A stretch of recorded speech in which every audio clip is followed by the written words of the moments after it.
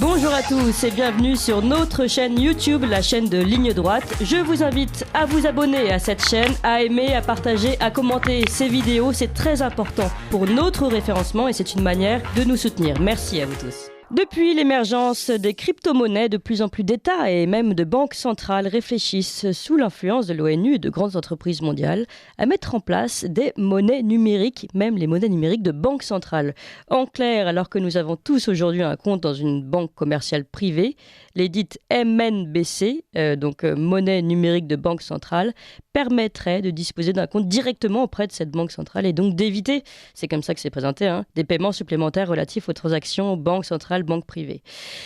Alors, qu'est-ce que cela sous-entend derrière ces monnaies numériques de banque centrale? Et puis, plus largement, que représentent ces monnaies numériques? On en parle tout de suite avec nos trois invités. Guillaume Travers, bonjour.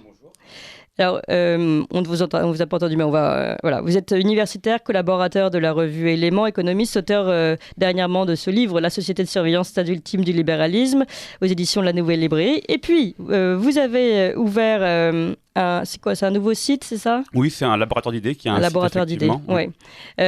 Qui se nomme Champ commun, qu'on peut trouver sur le site champcommun.fr et dans lequel vous avez publié cet article, Les monnaies numériques de banque centrale. Demain la surveillance. Demain la surveillance, merci pour la précision. Philippe Erlin également, bonjour. Bonjour. Vous êtes économiste spécialiste des questions monétaires, chroniqueur, docteur en économie, Conservatoire national des arts et métiers et dernièrement auteur de ce livre, Bitcoin, comprendre et investir, guide pratique des crypto-monnaies aux éditions Erol, ainsi que Apple, Bitcoin, PayPal, Google, la fin des banques, point d'interrogation, aux éditions Erol, on va en parler également. Et puis nous sommes avec Guy de Lafortelle. Bonjour Guy de Lafortelle.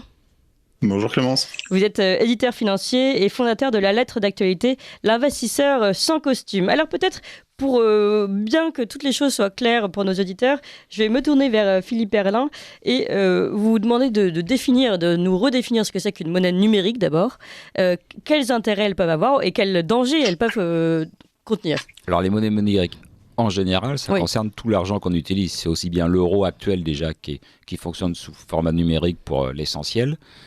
C'est aussi les crypto-monnaies comme le Bitcoin qui fonctionnent sur des réseaux informatiques là qui sont décentralisés. C'est un élément qui fait leur valeur, c'est-à-dire que personne ne les contrôle, personne ne contrôle Bitcoin. Bitcoin est totalement indépendant.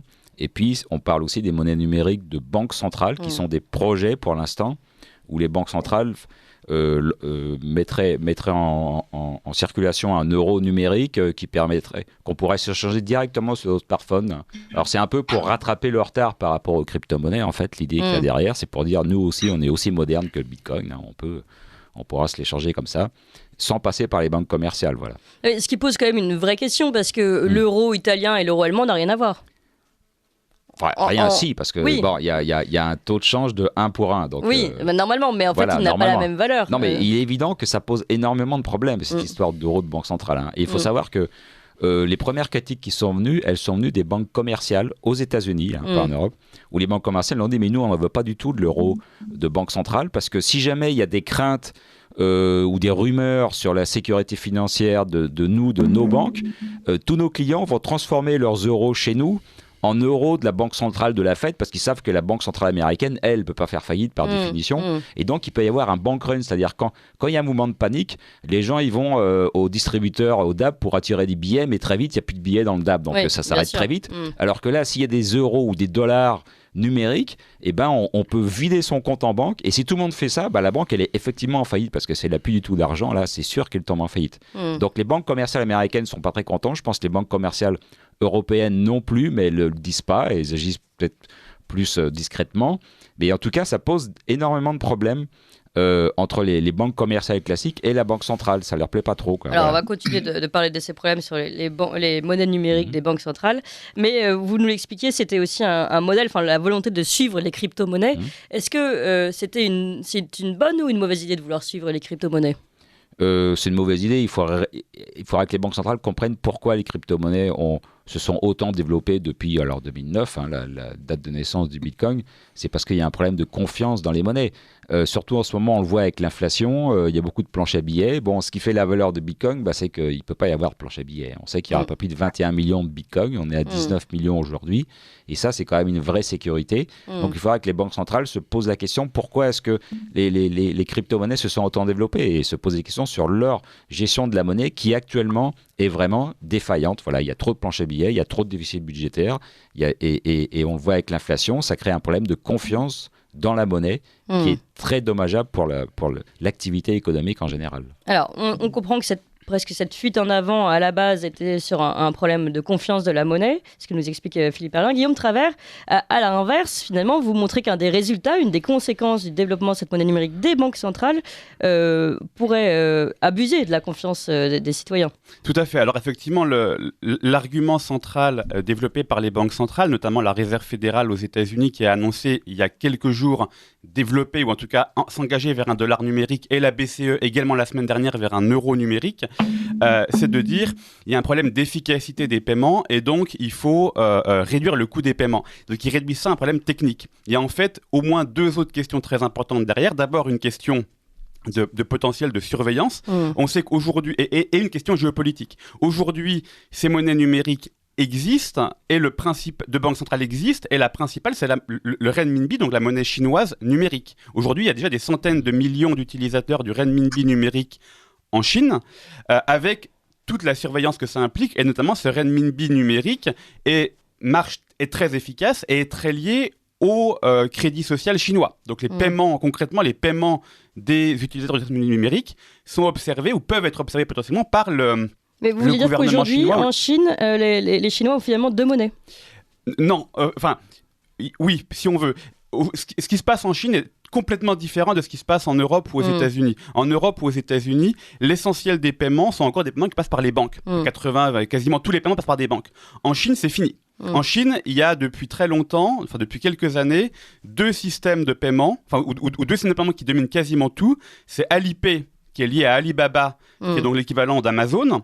Et c'est WeChat Pay qui est contrôlé par Tencent, qui est l'équivalent de Facebook. Donc les banques n'ont quasiment plus aucun rôle, déjà depuis des années, dans les paiements en Chine. Ah oui, d'accord. Et donc la Banque centrale de Chine a développé notamment ce renminbi numérique pour reprendre un contrôle sur les paiements. C'était des privés jusqu'à maintenant. Voilà, exactement, qu'elles avaient déjà perdu. Alors, privé avec ce que ça veut dire en Chine, on sait bien qu'Alibaba, il y a l'affaire Jack Ma, etc.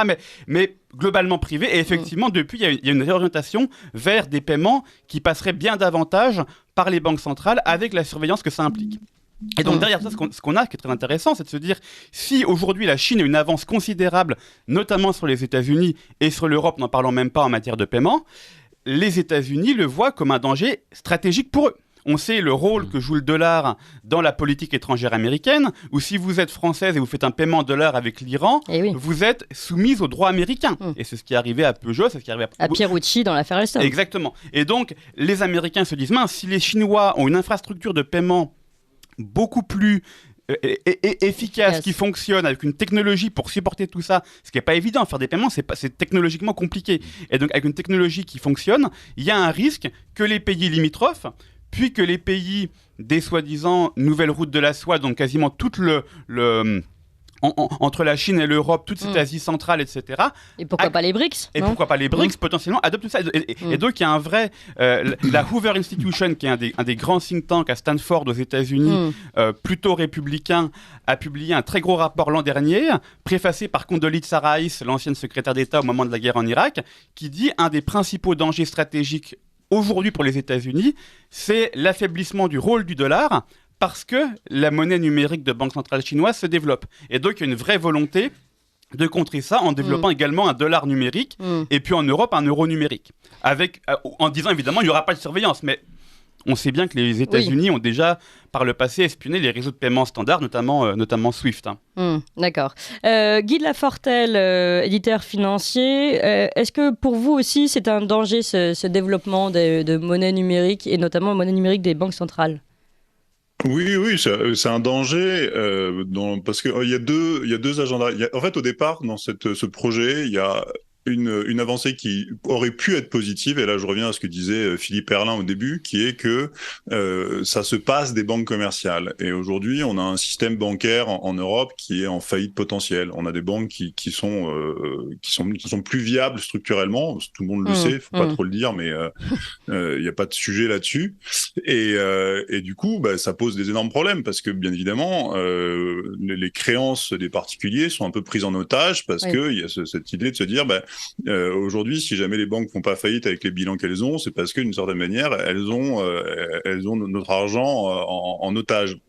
Et du coup, comme disait Philippe Erlin, c'est-à-dire que le problème pour la BCE d'une monnaie numérique de banque centrale, c'est qu'éventuellement, vous pouvez éviter d'avoir cette prise d'otage et que si une banque fait faillite, en fait, vous ne revoyez éventuellement pas vos avoirs. Alors bien sûr, en France, vous avez une garantie des dépôts, mais c'est du marketing, la garantie des dépôts. Il n'y a pas les montants pour pouvoir couvrir ça en cas d'événements bancaires, de faillite massive.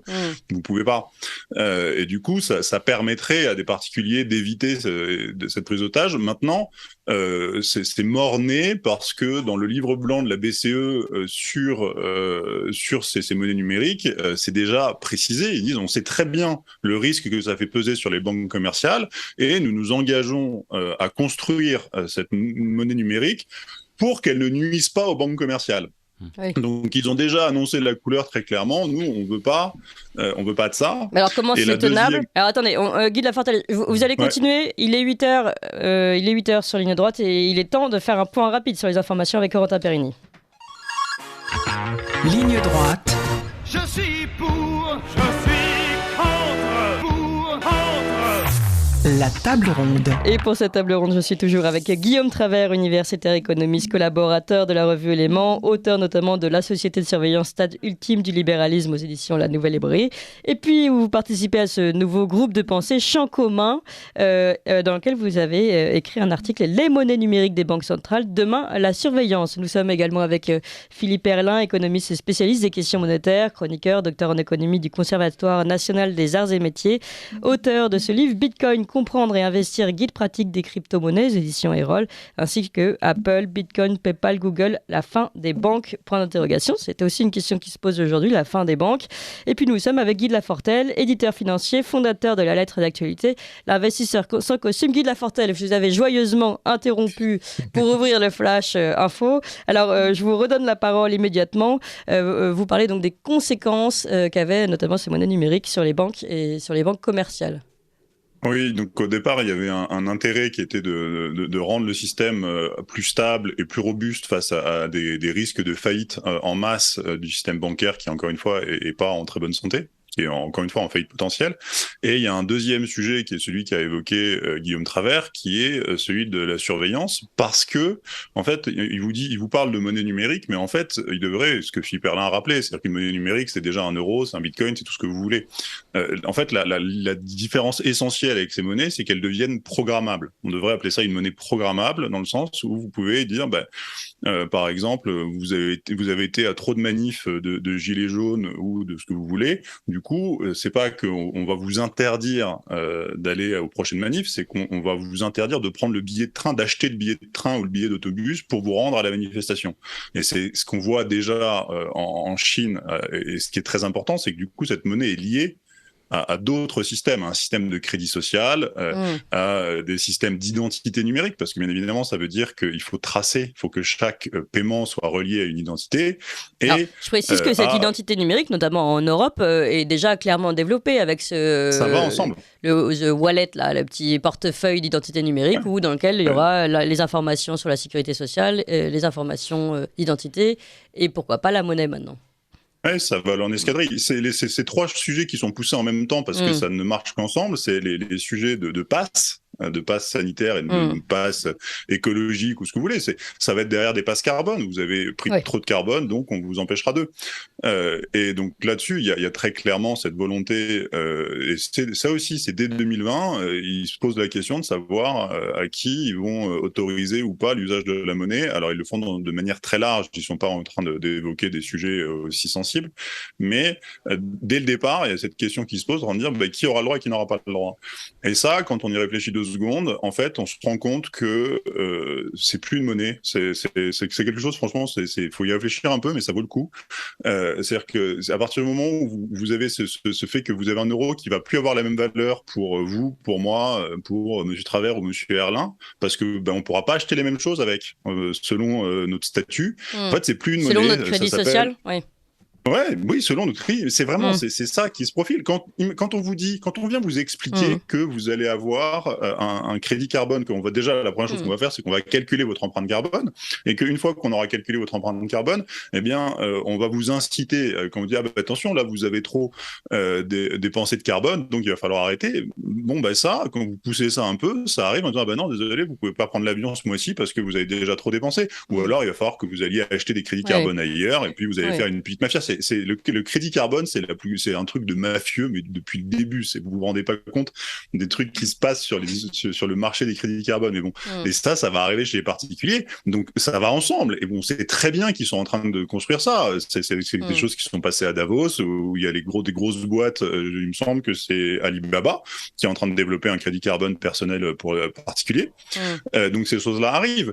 Et du coup, en fait, on se rend compte que c'est plus une monnaie, ce qu'ils appellent l'euro numérique. Ce qu'ils sont en train de préparer, en fait, c'est un carnet de rationnement géant, ce qui va assez bien avec un peu l'atmosphère de soviétisation dans laquelle on est, qui est un système en fait qui est devenu dysfonctionnel et dont plus personne ne veut, mais qui ne se maintient que par la violence et la répression. Bon, on est en train de glisser vers ça. Je dis pas qu'on ira jusqu'au bout de ce truc-là, mais c'est la direction qui est prise. Alors c'est une question justement, est-ce qu'on ira jusqu'au bout de ce truc-là, comme dit Guy de Lafordel, Philippe Erlin? D'après ce qu'on voit, finalement, il y a aussi, une cristallisation, même on a l'impression que tout se disloque en même temps qu'ils essayent de toujours trouver une porte de sortie avec toujours plus d'emprise. On voit ces monnaies numériques de la Banque centrale, avant l'euro numérique. Et de l'autre côté, la crypto-monnaie, les monnaies locales qui se développent. Est-ce que... on sent comme dans une période de trouble, sur la monnaie en tout cas, et une volonté des pouvoirs publics de reprendre toujours la main, mais comme une fuite en avant finalement. Oui, je suis d'accord avec le terme de Guy de Lafordel de soviétisation, c'est exactement ce qu'on vit. Là où la monnaie numérique est le plus avancée au monde, c'est en Chine, parce que justement ça correspond à leur modèle de crédit social. Mais ça se développe partout, parce qu'il y a aussi l'idée derrière, il y a l'idée de la fin du cash, la fin de l'argent liquide, parce que l'argent liquide, on ne peut pas le tracer. Donc, en imposant un euro qui fonctionne très rapidement sur un smartphone, ça peut pousser les gens à définitivement se passer de l'argent liquide.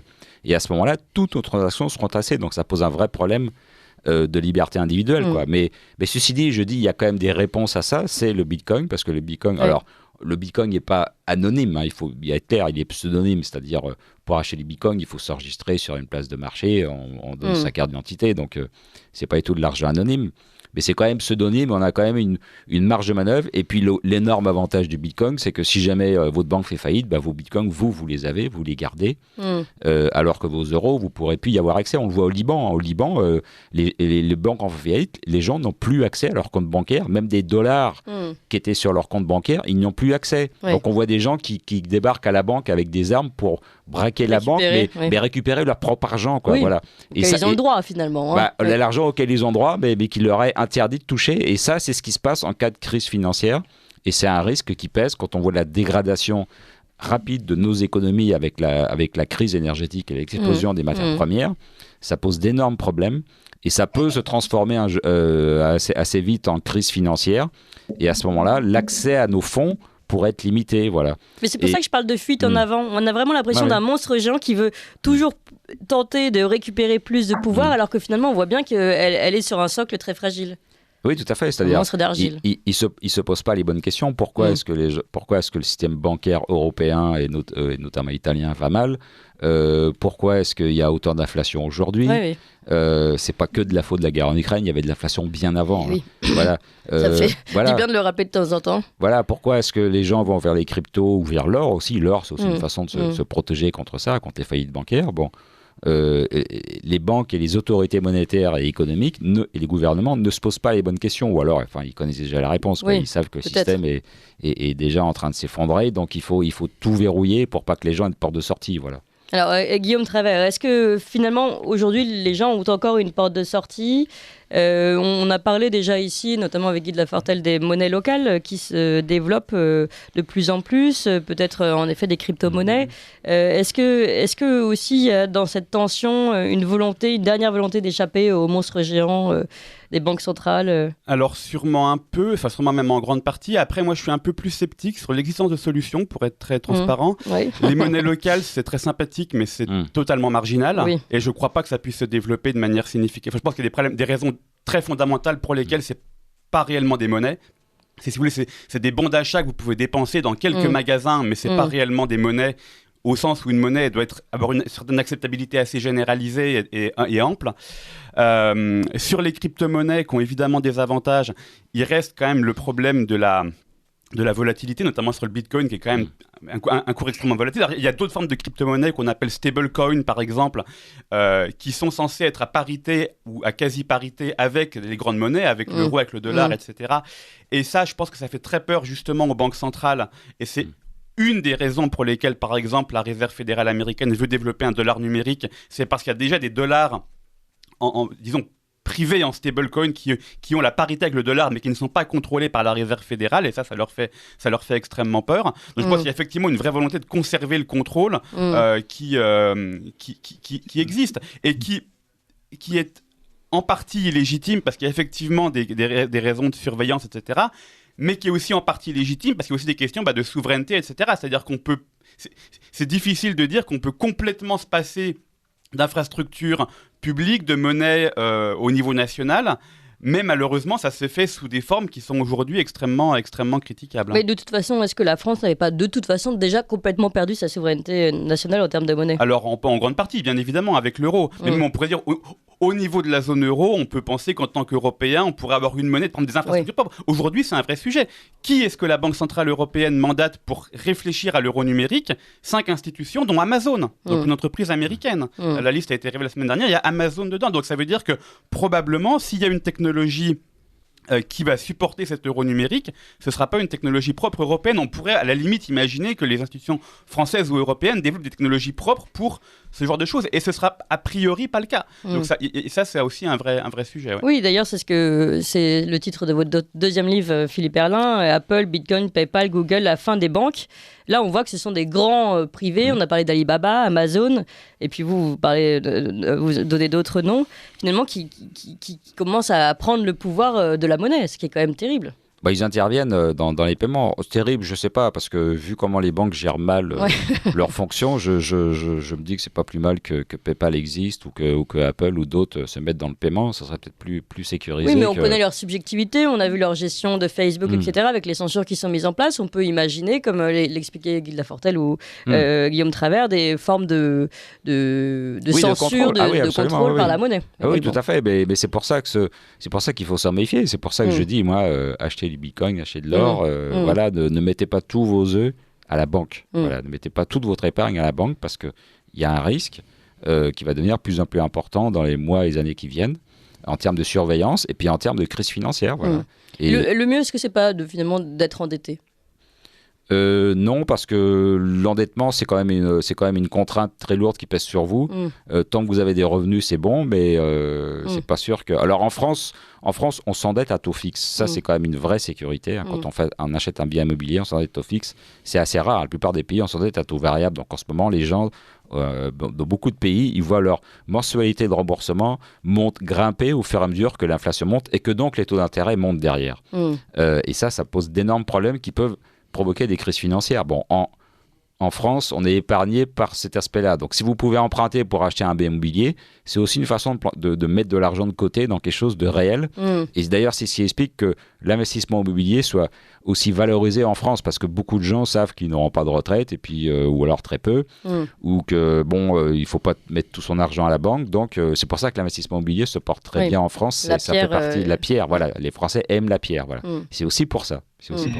Guy de Lafortelle, est-ce que vous voyez, vous qui êtes un petit peu plus optimiste, je crois, Guillaume Travers, est-ce que vous voyez des portes de sortie ? Est-ce que les monnaies locales ou d'autres, les bitcoins, sont pour vous peut-être une porte de sortie à ce système monétaire, pas mondialisé, mais qui commence à être vraiment très puissant, et qui tenterait aussi de mettre la main sur le crédit social, enfin la façon de vivre des citoyens ? Alors moi, j'aurais tendance à prendre les choses un peu à l'envers, c'est-à-dire que c'est pas tant la technologie qui m'intéresse dans ce cas précis que l'usage et ce que nous en faisons. Faut jamais oublier que une loi ou une monnaie ou un fait de prince n'a jamais de valeur que dans la mesure où il est appliqué. Moi, c'est un truc que j'ai appris à l'école. Je suis toujours étonné. C'est une loi n'a de valeur que dans la mesure où elle est applicable. Donc votre euro numérique, si à un moment personne ne l'utilise, il mourra de sa belle mort. Et c'est des choses qu'on voit absolument tout le temps. C'est-à-dire que je ne sais pas si vous vous souvenez des radars de camions que les Bretons ont foutus par terre. Faut jamais oublier que quand il y a une volonté, il y a un moyen. Et ça, après, on trouvera. Est-ce que ça passera par des crypto-monnaies? Est-ce que ça passera par des monnaies locales? Le problème des monnaies locales, je suis pas tout à fait d'accord avec Guillaume Travers sur le fait que c'est trop petit, parce que c'est l'intérêt d'une monnaie locale, c'est d'aller se mettre sur un endroit très précis, de retrouver un petit peu de. En revanche, le problème des monnaies locales, c'est qu'elles sont trop liées à l'euro. Oui. Et qu'elles sont trop encadrées pour que effectivement elles puissent être une alternative. On ne sait pas, ça peut devenir un truc intéressant dans un cas d'effondrement de l'euro. Mais bon, il y a quand même il peut se passer beaucoup de choses avant. Donc ça, à la limite. Qu'est-ce qu'on va prendre? Est-ce qu'on va revenir à une forme de troc? C'est pas mal le troc, hein. On apprend tous à l'école que le troc c'est pas bien et que dans les moments moyenâgeux et obscurantistes on dit du troc, mais maintenant on est des gens civilisés, donc on paye avec de l'argent. Franchement, dans les campagnes, c'est parce qu'en fait derrière il y a des réflexions qui vont assez loin. C'est-à-dire que les moyens de paiement, ça dépend aussi de là où on habite. C'est-à-dire que c'est sûr que quand on habite dans l'anonymat des villes, c'est vachement plus compliqué de faire du troc. Quoique, avec les plateformes numériques actuelles, ça le devient de moins en moins. Mais quand vous êtes en campagne, ça se fait de manière quasi naturelle. Et à mon avis, on peut, ça dépendra de nous, en fait. À chacun d'entre nous, si on refuse la fin de l'argent liquide et qu'on continue de payer en liquide, ils pourront pas supprimer. Oui, mais Guy de la Fortelle, vous savez très bien qu'il y a un côté très pratique aux cartes, aux cartes, au paiement même avec son téléphone, etc. Puisque on ne peut plus tirer d'argent, déjà, première chose. On ne voit plus de tirettes, comme on disait avant. À la campagne, n'en parlons pas. Aujourd'hui, on n'a jamais de monnaie sur soi et on peut payer partout avec du numérique. Et on comprend et puis les jeunes peuvent s'envoyer maintenant de l'argent de téléphone à téléphone. Les personnes plus âgées aussi, mais il faut savoir le faire. Il faut avoir l'application pour. Donc, finalement, il y a ce côté très pratique et un petit peu pernicieux de tomber dedans sans en avoir vraiment vu vu l'ensemble du système. Alors, vous connaissez l'adage, la mauvaise monnaie chasse la bonne. C'est-à-dire que, bien évidemment, à partir du moment où les espèces deviennent rares, vous avez carrément intérêt à payer avec une carte plutôt que de payer en espèces. Donc là, c'est un peu particulier. En revanche, la demande de monnaie n'a jamais été aussi forte en Europe, et que quand vous regardez les statistiques d'émission de billets de la BCE, elles sont massives. En fait, paradoxalement, c'est que cette monnaie est stockée. Mais on n'a jamais autant voulu d'espèces qu'aujourd'hui.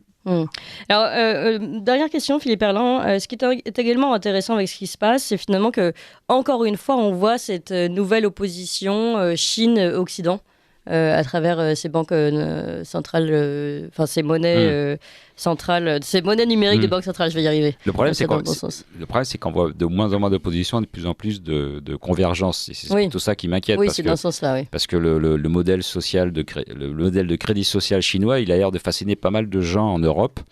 On l'a vu avec les passes, avec les confinements, où on a suivi ce qu'a fait la Chine, alors que les confinements n'existaient pas dans notre culture. Et là, on parle de passe carbone, on passe de limitation des énergies fossiles au niveau de l'individu. Donc c'est plutôt ça qui m'inquiète, c'est que l'Europe et l'Occident regardent du côté de la Chine.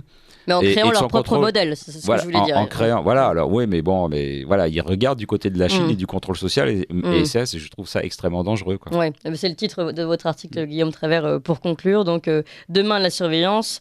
Vous aviez déjà d'ailleurs souligné cette question de surveillance dans votre livre « La société de surveillance, stade ultime du libéralisme ».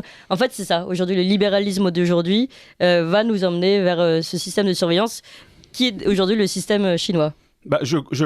pense qu'en partie... Toujours un oui, paradoxe assez intéressant à relever quand même. Je pense qu'à partir du moment... Là, je suis pas d'accord. À partir du moment où on affirme que l'homme n'est qu'un individu qui n'appartient plus à des peuples, plus à des communautés, donc que la question du bien commun disparaît complètement, l'homme réduit à sa dimension purement individuelle devient un chiffre, devient une statistique et devient quelque chose de beaucoup plus contrôlable.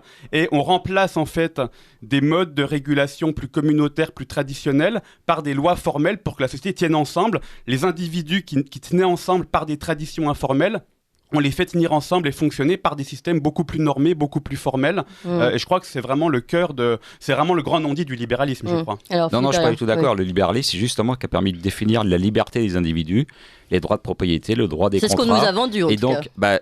c'est ce qui a fait la grandeur de l'Occident, c'est ce qui a permis la révolution industrielle, ce qui a permis à l'Europe et à l'Occident de prendre de l'avance sur toutes les autres civilisations que certaines ont copiées.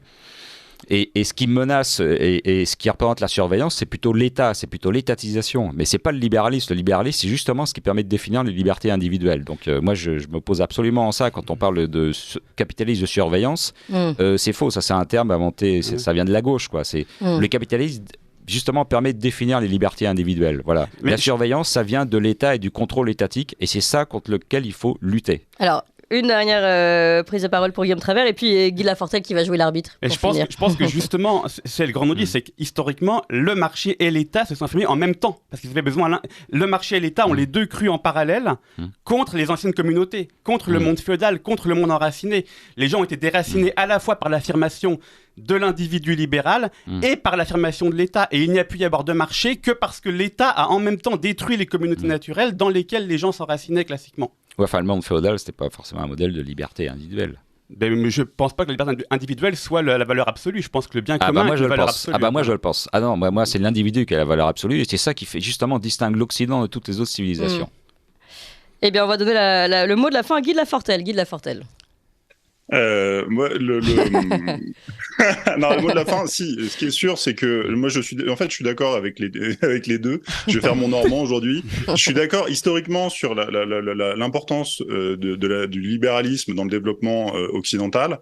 En revanche, après 1945 et le développement de ce qu'on appelle la doctrine néolibérale, peut-être à tort comme terme, et que on a notamment le Mont Pèlerin, tout un tas d'écoles, l'école de Chicago, l'école autrichienne, où là on a très clairement cette école néolibérale qui vise à protéger la propriété privée en transférant les pouvoirs de contrôle de l'État à des entités supranationales. Ça, c'est très important. La doctrine néolibérale, c'est de se dire les États ont trop de pouvoir, du coup, nous, si on veut conserver la propriété privée, en gros, de la haute bourgeoisie d'affaires, il faut qu'on dépossède les États, et non pas pour avoir une espèce de société libertaire dans laquelle il n'y a pas de droit, parce qu'on vit dans une société dans laquelle il y a énormément de droits, mais ce droit n'est plus fabriqué au niveau des États, il est fabriqué de manière supranationale dans les grandes organisations type OCDE, OMS, OMC, et ça faut pas l'oublier, et dans les Google, Facebook et les gros GAFAM, parce que on n'oubliez pas, code is law, le code informatique fait loi. D'accord. Eh bien, Philippe, vous vouliez l'école autrichienne défend pas elle défend pas les modèles supranationaux, donc si. Bon, alors je pense qu'on va vous réinviter, on refera une table ronde exactement sur ce sujet. Est-ce que c'est le capitalisme de la société de surveillance, le libéralisme, ou plutôt l'État qui reprend des nouvelles tentacules de surveillance? C'est un autre sujet en effet, mais en tout cas merci beaucoup pour cette table ronde sur les monnaies numériques qui se développent, et notamment les monnaies numériques de Banque Centrale. Merci Guillaume Travers. Je rappelle votre livre La société de surveillance ultime du libéralisme aux éditions La Nouvelle Librairie, puis ce groupe de pensée Champ commun avec votre article Les monnaies numériques de Banque Centrale, demain la surveillance. Philippe Erlin, je vous remercie également, et vos deux livres Bitcoin, comprendre et investir, guide pratique des crypto-monnaies aux éditions Erol, et puis Apple, Bitcoin, PayPal, Google, la fin des banques aux éditions Erol également, et puis Guy Lafortelle, tout simplement, on retrouve votre lettre d'actualité, l'investisseur sans costume sur Internet, et vous êtes éditeur financier. Merci beaucoup à vous trois. Vous appréciez cette émission? Alors aidez Radio Courtoisie à en produire d'autres en indépendance totale. Rendez-vous sur soutenir.radiocourtoisie.fr. Merci d'avance.